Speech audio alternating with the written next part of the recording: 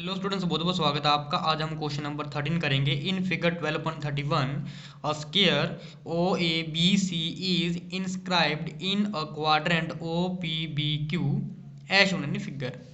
If O A is equal to 20 centimetre then find the area of shaded region using pi is equal to 3.14।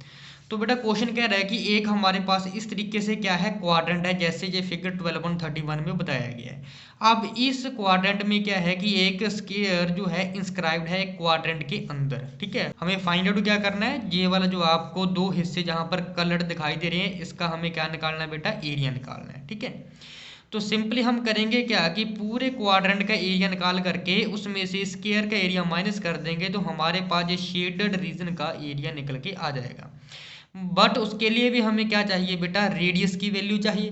ठीक है, जब हम क्या निकालेंगे, quadrant के एरिया निकालेंगे, उसके लिए बेटा हमें क्या चाहिए होगा, रेडियस चाहिए होगा।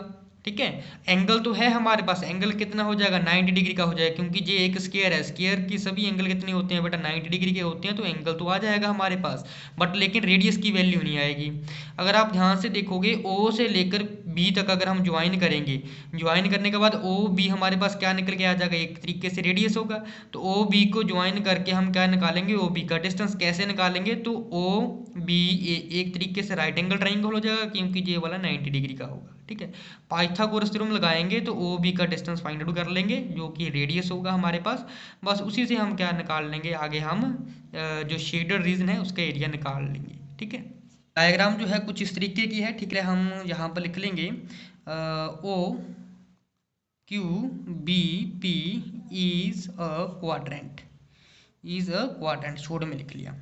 And O C B A, O C B A be the square, क्या है ये, एक स्क्वायर है, ये भी शॉर्ट में लिख लिया मैंने। ठीक है, तो join O B, join O B, क्यों ज्वाइन किया, क्योंकि हमें ये रेडियस चाहिए। ठीक है, तो ओ बी को हम ज्वाइन कर लेंगे, तो therefore O B A is the right angle triangle. तो क्या हो जाएगा बेटा, ये एक राइट एंगल ट्राइंगल हो जाएगा। ठीक है, शॉर्ट में लिख लिया मैंने यहाँ पर, तो राइट एंगल हो जाएगा। तो इसमें जो एंगल ए है वो कितने डिग्री का होगा बेटा, 90 डिग्री का, ये क्योंकि ये एक स्क्वायर है। ठीक है, अब ये स्क्वायर है तो ओ से लेकर ए तक साइड 20 दे रखी है क्वेश्चन में, तो ए से लेकर बी तक भी कितनी होगी, 20 होगी। क्या कि जो ओ ए है वो कितना है, 20 है, और किसके बराबर होगा जी, ए बी के बराबर भी जी होगा, क्योंकि वो भी 20 होगा। ठीक है, तो हम यहाँ लिख देंगे बाय पाइथागोरस, शॉर्ट में लिख लिया यहाँ, और पाइथागोरस थ्योरम।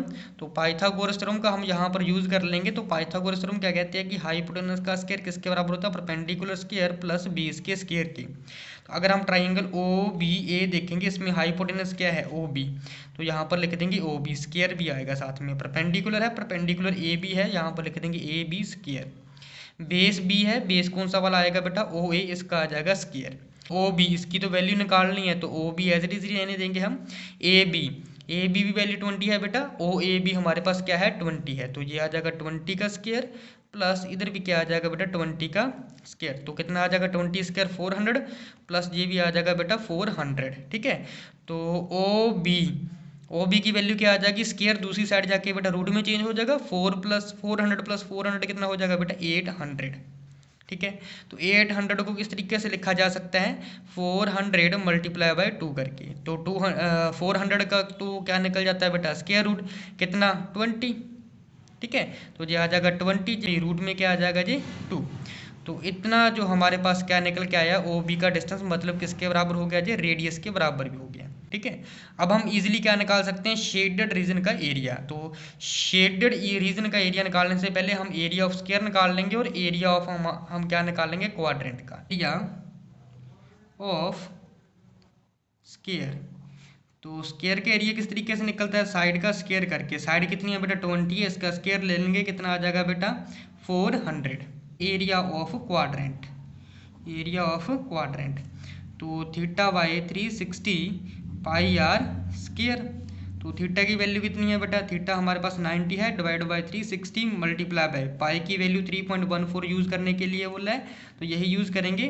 रेडियस की वैल्यू हमने निकाल लिया 20 रूट 2, इसका आ जाएगा बेटा स्क्वायर, मतलब 2 बार लिख लेंगे, ठीक है। तो 0 से 0 कट जाएगी, 94 आ जाएगा जी जहाँ पर। तो डेसिमल कट लेंगे, कट जाएगा, यहाँ पर आ जाएगा बेटा 100, 314। नीचे आ गया बेटा 4 को 100 से मल्टीप्लाई करेंगे जी 400 आ जाएगा। मल्टीप्लाई बाय 20 को इससे मल्टीप्लाई करेंगे बेटा 400 आ जाएगा। मल्टीप्लाई बाय जे भी लिख देंगे यहाँ पर 2, इस तरीके से। ठीक है जी। तो 400 से 400 कट गया, तो 314 को 2 से मल्टीप्लाई करेंगे तो आंसर कितना आता है बेटा जी? आता है 628। ठीक है जी। तो एरिया ऑफ शेडेड रीजन लिख देंगे जहाँ पर एरिया ऑफ शेडेड रीजन किसके बराबर आ जाएगा? एरिया ऑफ क्वाड्रेंट, शॉर्ट में लिख रहा हूँ, माइनस एरिया ऑफ स्क्वायर। तो एरिया ऑफ क्वाड्रेंट कितना निकल के आ गया? 628 माइनस क्वाड्रेंट का एरिया कितना निकला बेटा हमारे पास? 400। तो 628 में से 400 माइनस करेंगे, ये हमारे पास 228 सेंटीमीटर स्क्वायर आंसर आ जाएगा शेडेड रीजन का। होप की वीडियो अच्छी लगी होगी। चैनल को सब्सक्राइब करना मत भूलिएगा। मिलते हैं हम अपनी नेक्स्ट वीडियो।